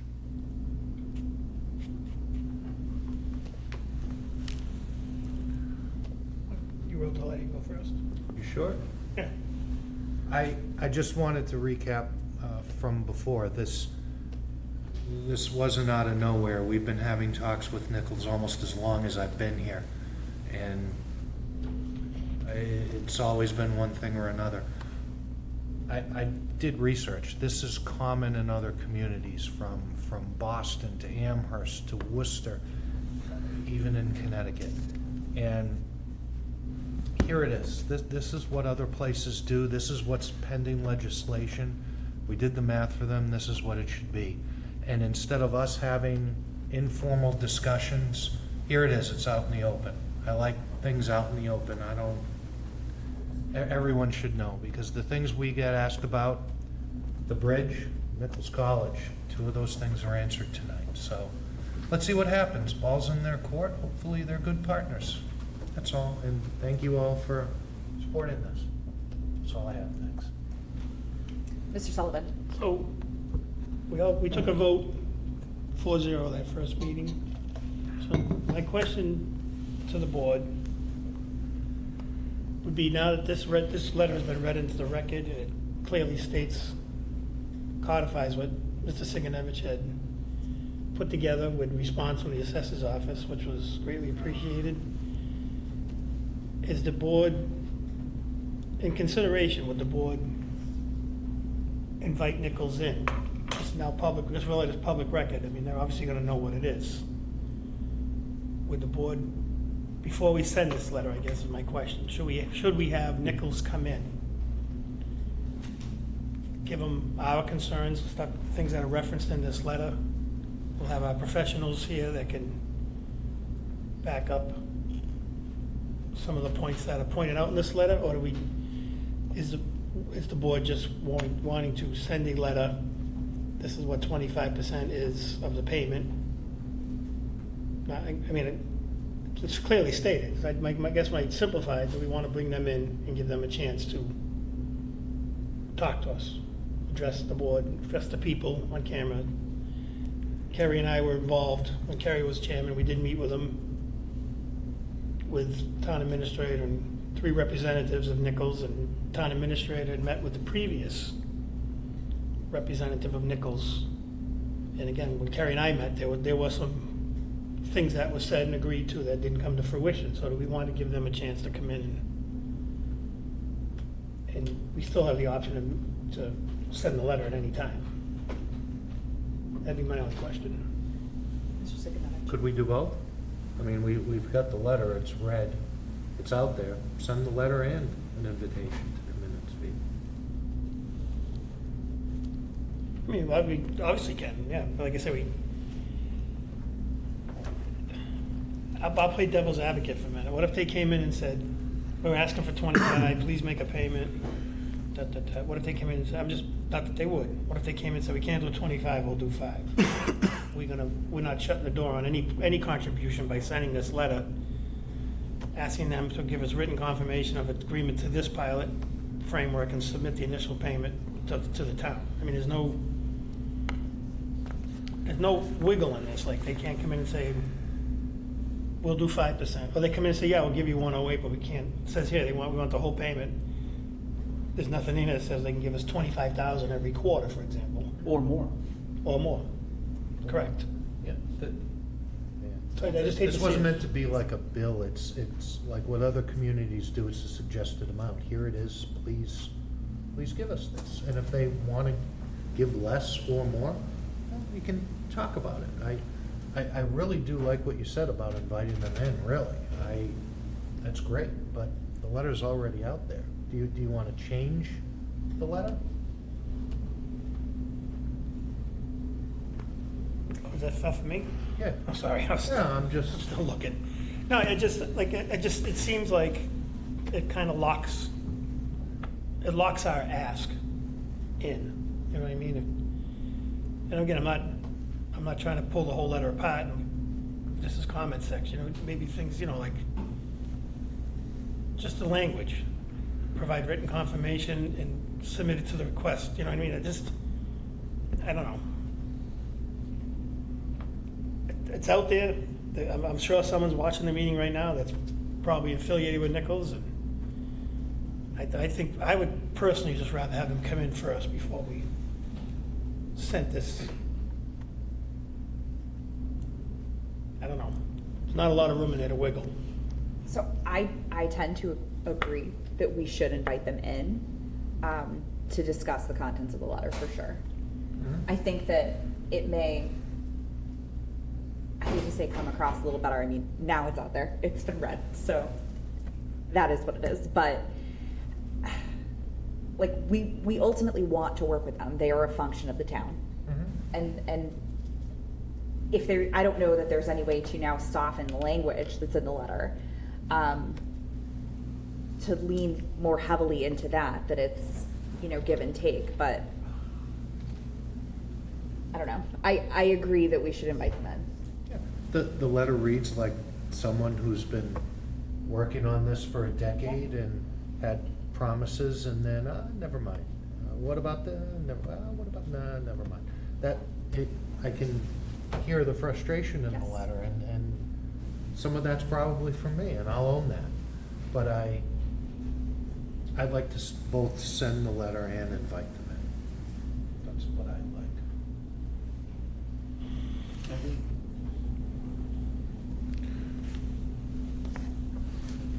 like. Madam Chair, I think it's important that we also acknowledge some additional information that was received from the assessor's office this morning, Olivia. That there as much as we talk about the non-taxable status, we also have a list of the taxable parcels that Nichols pays taxes on. So it's important that we provide the information that we have, and that includes the fact that they do pay taxes on a certain number of parcels. And that's in the drive for everyone to see as well. Yes. Is one of them the golf course / Bison Den Bar and Grill? I don't think they pay tax. I'm not going to answer the question because I don't want to get it wrong. I know that there is a portion of that is taxable and some that isn't, but I don't want to give out the wrong information and look like I've gone either way with it. So I was going to say, if you have a business, you should pay taxes on the business. That's all.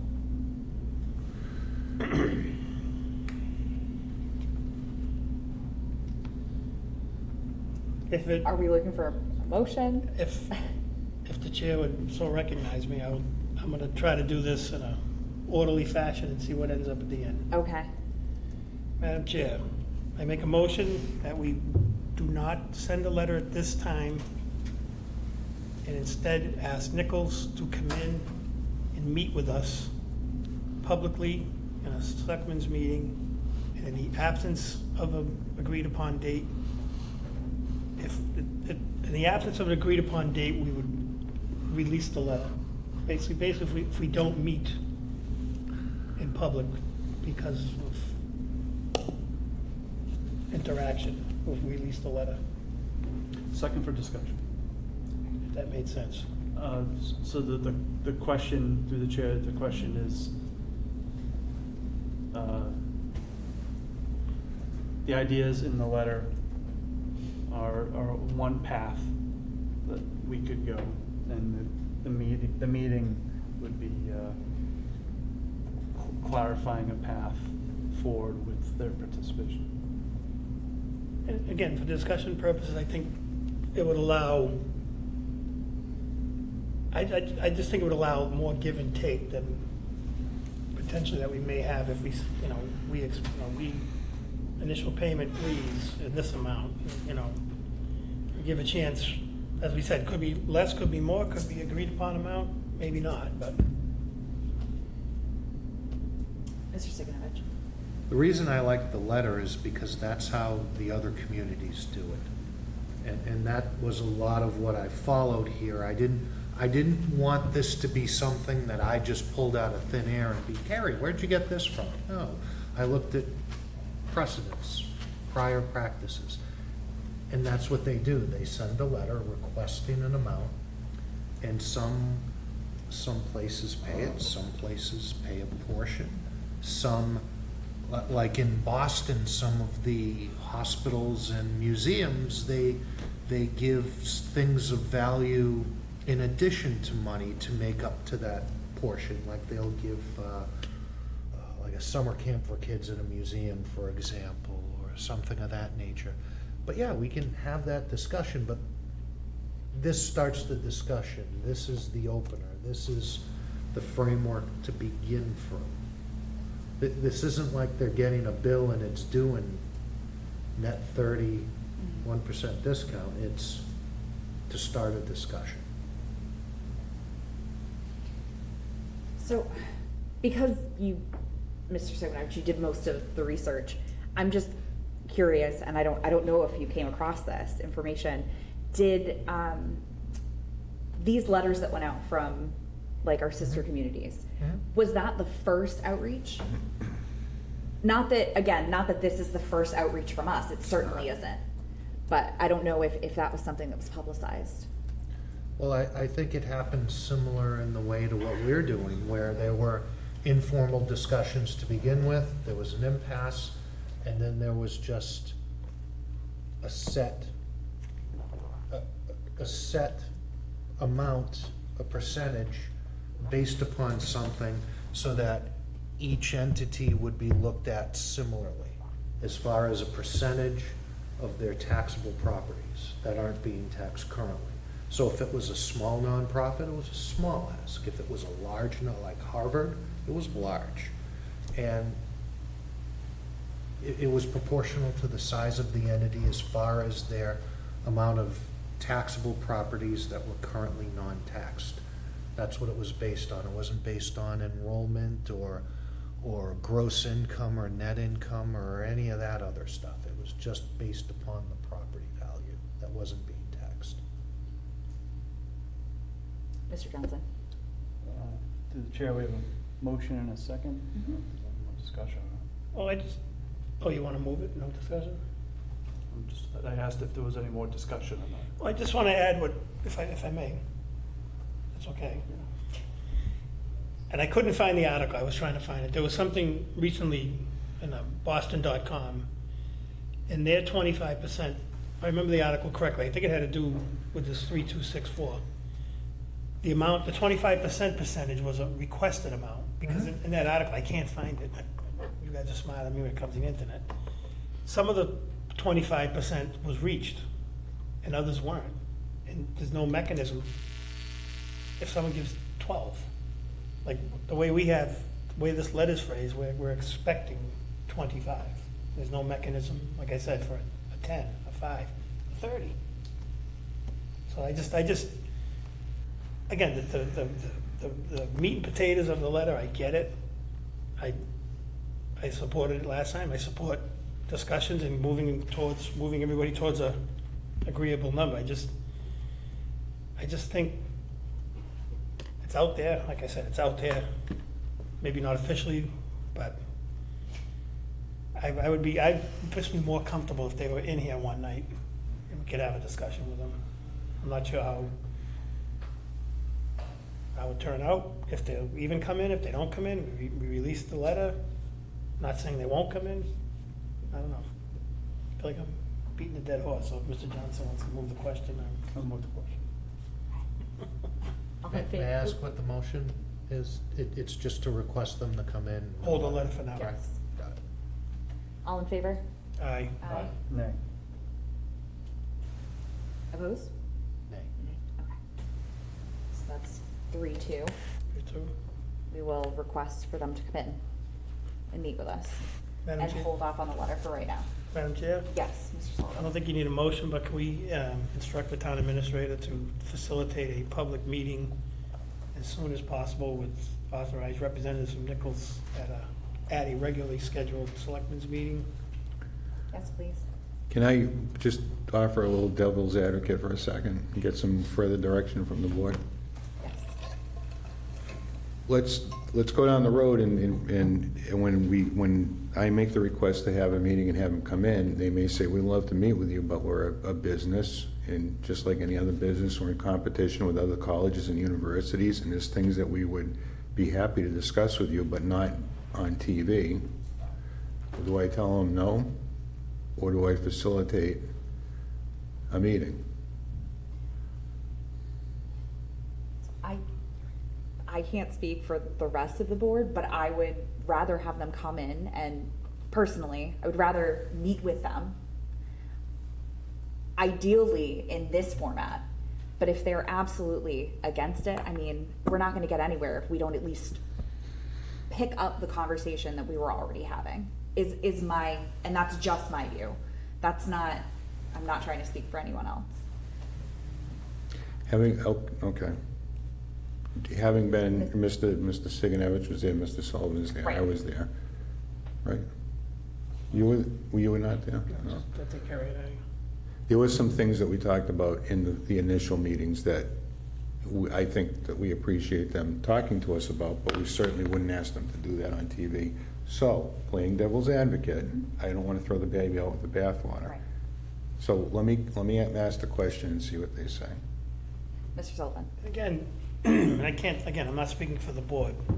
I don't think, it's not my intention to expect them to come in and open up their ledger and say, this is what we got, this is stuff that's not publicly available. I mean, anybody can go online and find out what it costs for a student, for example, tuition-wise. You can go on and find out what fees they're charged. You can go on and find the size of their endowment. Now, I'm sure if you hunt around, I'm sure some of those endowments are targeted. We've all been to functions up there where people leave monies to like an accounting major, for example, or a business major. We're not looking for privileged information. I'm not looking for, again, to see every line in their budget. I just want to get them in, give them a chance to speak, give Kerry a chance, the rest of the board, to let them know that we support this concept of a pilot in one form or another, or codify, because they have given in the past. I mean, we talk about it. Public safety guys to back me up. They've given pieces of equipment. They've donated monies towards cruiser. I mean, we had interns work the desk. So, I mean, there has been some give. But again, the question becomes, what's the expected receive on our behalf? I think for me, through the chair, and not speaking for the board in any way, I think this is the opportunity for us to have a formal, open, public discussion about that partnership. The discussion of the pilot is very important, and if that discussion yields $122,000 in change, okay, great. If it opens up a conversation about formal structured support on the municipal side from Nichols College, then great. But I think that partnership is the bridge, which is why I voted in favor of that motion to invite them in for the meeting. Certainly not something that I want to turn into this, open the books in public conversation. Correct. Not my intent at all. Mr. Signovich. The reason I did this was because we have had private discussions for years and they've been fruitless. And if I went through this amount of work to do this just for us to end up back there, I'd be quite disappointed. And I think as well, if this wasn't at a public meeting, I think a lot of residents would be upset with that. I think they're asking for transparency on things, and I think we should give them as much transparency as we can. I mean, we've been in some of those meetings there, they weren't fun. Let's let the sausage be made out in the open, but that's just my opinion, not of the board. Thank you. Of course. So I think that's that. Are we good to move on? Yeah, Madam Chair, Yes. if he's gonna reach out to Nichols, we'll get an update at our next meeting, hopefully. Yep, meeting is scheduled, no, meeting's not scheduled. Further information. Correct. So We'll look for that at the next. We'll reach out this week. Perfect. Thank you. Thank you. Thank you. Next up, the SSO grant application request from the water department, water and sewer. Board of Selectmen motion, Town of Dudley, consistent with authority delegated to Town Administrator by vote of the Board of Selectmen on Monday, June 5th, 2023, renewed delegation of authority for Town Administrator to file one application and execute agreements for grants and or loan assistance, as well as furnishing such information, dates, and documents pertaining to the application for a grant or loans, if awarded, shall be to fund planning activities, and if said award is made, the applicant agrees to pay those costs, which constitute the required applicant's share of the project costs, or to take any other action relative thereto. Madam Chair? Yes. So moved. Second? Second. Is that what you want? Yes, that's consistent with what we've done in the past. This is a request of the water sewer. And it allows me to continue doing the paper chases. I believe they have another project on the sewer end of it, an inventory or something that's requiring borrowing. So this is consistent with what we've done in the past. All in favor? Aye. Unanimous. Great. D, year-end transfers, town accountant / assistant town administrator and department heads requiring transfers. Board of Selectmen vote to approve year-end transfers and transmit to FAA for approval or take any other action relative thereto. Okay, so Sarah's not here, right? Okay. Well, Sarah's on vacation, and this is the continuation of the transfers that the board started when I wasn't here. But this should close us out. Okay, perfect. So, Madam Chair, Yes. Looking for the sheet. is the administrator looking for us to read every transaction, or to simply grant the motion, give a motion to grant the request? And then this is public record, people can, if they wanna know what it was, we're gonna read every single one. I think in the past, we've read every single one. And by we, I mean I. Welcome to the board, Mr. Stashewski. Yep, sure If you're is. getting out on the letter, just saying. He was directed to goals and objectives. I have to make this a little larger. Yeah. I think There's an awful lot. Through the chair to the board clerk, I think the best way to go is if you read the account, the name of the account with the line items available specific to the sheet that will be made available. So, for example, from account veterans benefits to account landfill compliance in the amount of money, $27,152. without having to read the specific line items, we should be in good footing. You hate that idea. That, you know? You can tell them, no, you're the Where chair. was this last year? No, I want to do what's easiest. In town meetings, I would read account number listed. Yeah. To account number listed. That's fine. That's You want me fine. to read them? No. I can fire through them quick. No, it's fine. All right. Go right ahead. FAA Reserve Fund, $23,465.80 to account number 001-156-5430000, which coincidentally is the cap landfill compliance. Veterans Benefits to cap landfill compliance, $27,152.88. Group Insurance cap landfill compliance, $9,407.21. Highway admin expenses to cap landfill compliance, $2,599.20. Highway admin expenses to energy municipal expense, $6,674.48. Planner salary to energy munis expense, $5,126.86. Planner salary, $2,400.68 to fiber maintenance in that amount. Election regs and wages, $877.03 to fiber maintenance. Election regs and maintenance, $146.03 to VPN licenses. Election regs and wages to road maintenance in the amount of $507.17. Election regs wages, $5,282.57 to highway snow removal. Deputy fire chief, $5,884.10 to highway snow removal. Assistant town accountant, $3,843.75 to highway snow removal. Assistant salary, the clerk, $3,420.44 to highway snow removal. Recycling center part-time salaries, $3,047.91 to highway snow removal.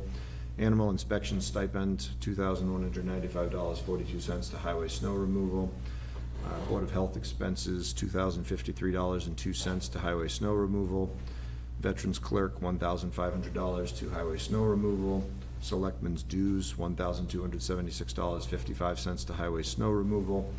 Associate inspector, $905.18 to highway snow removal.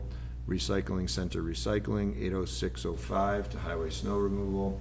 Conservation expenses, $705.64 to highway snow removal. Building inspector salaries, $690.96 to highway snow removal.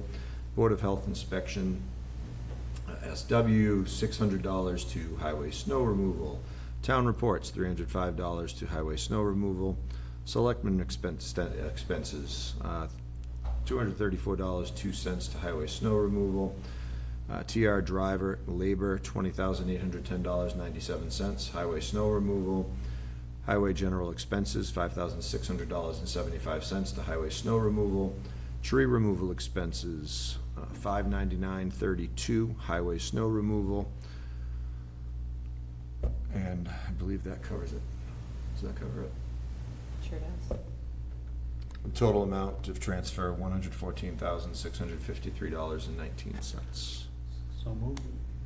Second. Madam Chair, Discussion? Yep. so this closes everything out that we know of? So that will close everything out that we know of. If you look to the right, you'll see the analysis. I'm going to do this before you vote so everybody knows what they're voting for specifically. Analysis, available funds by line item. You'll notice that the available column is on the right. To the right of that is a transfer column, and there's a remaining balance underneath that. That will carry over.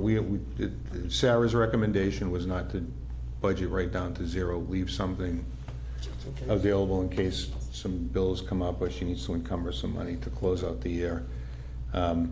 The balance of the snow removal, the board voted to deficit spend, it was like $84,000. That leaves a balance of $24,000, which will be applied to the recap.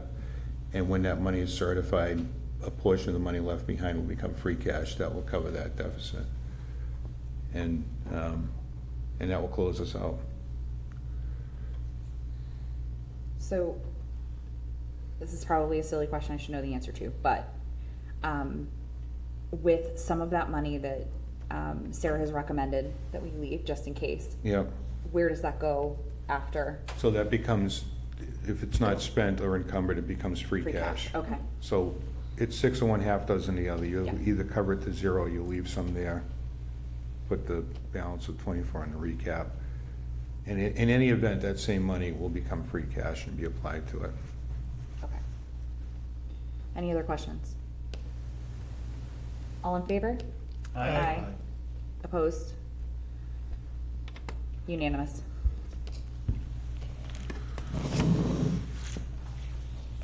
All right, last. So I'm just going to pass this around, Madam Chair, just to, please put your signature and date, just so we can show that we've approved those transfers. While we're doing that, I'm just gonna give a very quick Harper's payroll implementation update. So based on the last communication I received from our rep at Harper's, he kind of went over what the, I can't do two things at once. Last summer and like back in November,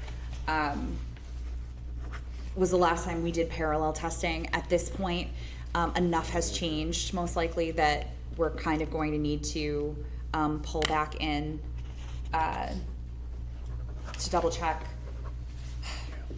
the actual timesheet integration to payroll. So I've reached out to the rep to ask for more specifics and in what order we should kind of be doing this at this point, because it's been so long since we've done any work on the project that we need a little bit of direction there. So hopefully I'll have an update before the next meeting, and then there'll be more to share at that time.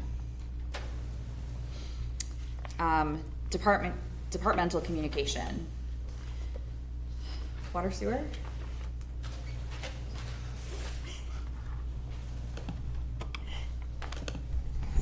Good evening. Just to let everybody know, we're going to be doing a lot of street work with sewer department, manhole inspections, jetting, things like that. Water department will be out there. We've had some main breaks still, doing some paving work and reconstruction work. So just have everybody watch out. They'll be on the road for a few weeks now. Plus flushing is still going on, so lots to do. Thanks. Thank you. Fire EMS, nothing tonight. Chief Carlitz, nothing. Okay. MJ?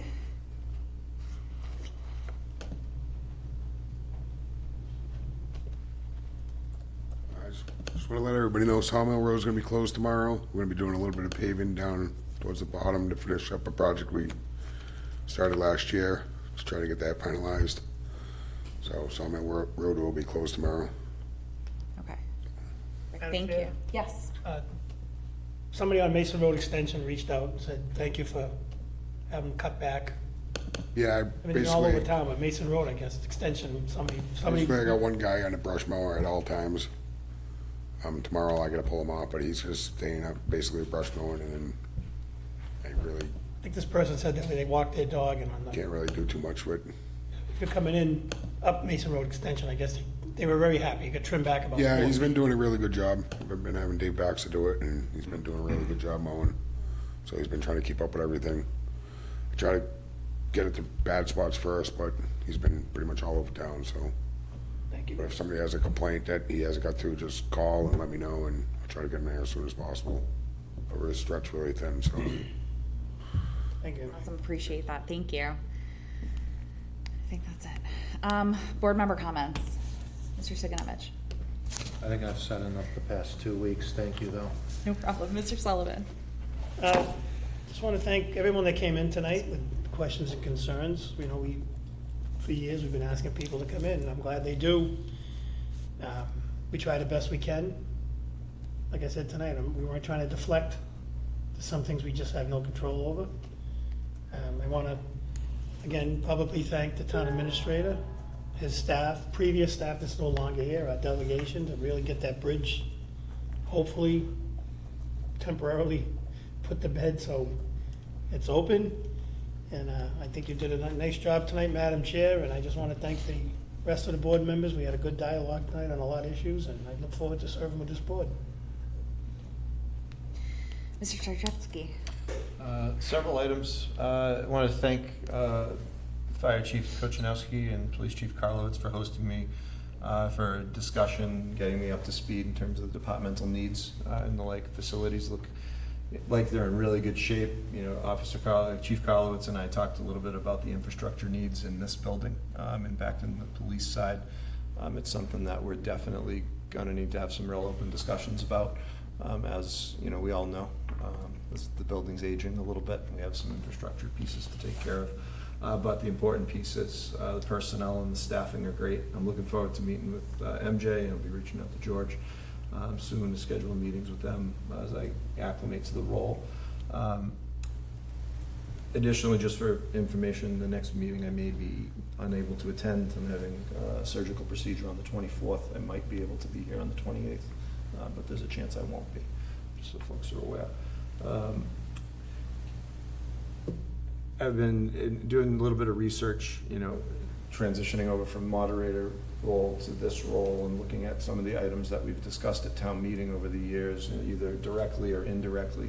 One of them was economic development as a topic, and I had asked Mr. Ruda to share some information on the economic development plan that had been, 5-year plan that had been made a recommendation of in 2018, knowing full well that COVID hit in the midst of that piece.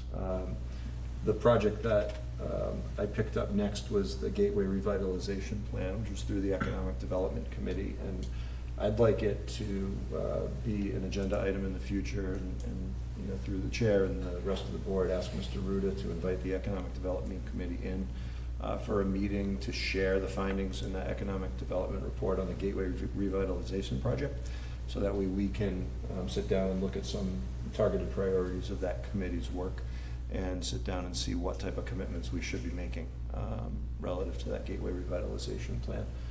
So if I could enter that in as a request for a future agenda item, that'd be great. That's a fabulous idea. Thank you. Thank you.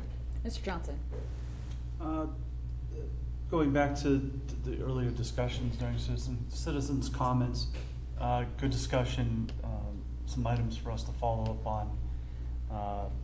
So thank you those who brought those items up. It's always hard getting a new website up and running, so if there's a way for us to get that feedback other than this meeting, would probably be a good idea. But I don't know if that's by email or screenshots or what it is, but we should probably think about that. It always happens, any new system or website. So good to know how people can give that feedback like we had today. And secondly, it's always good to see Boy Scouts doing citizenship in the community. Is that what we're doing today? Probably, that's probably what it is. And hopefully you got a good one, filled that notebook up, and yeah, it's always interesting to look back at your notes in a few years. That's all I have. Perfect. Last week I was kind of taken off my game a little bit, and I wanted to thank Mr. Sullivan for his last year as chair. Didn't get a chance to do that because we had so much to go over, and I kind of just dove right in. But I did publicly want to thank the rest of the board for nominating me and supporting me and all that. And also, again, they're big shoes to fill. No, not that Mr. big. Sullivan, oh, they are. And you know everything about everything, but I'm so lucky that you are still here to tell me what's what. So thank you again. I think that's pretty much it. I will entertain a motion to adjourn. So moved. Second. All in favor? Aye. Aye. Thank you so much, everyone. Not to get us out of here.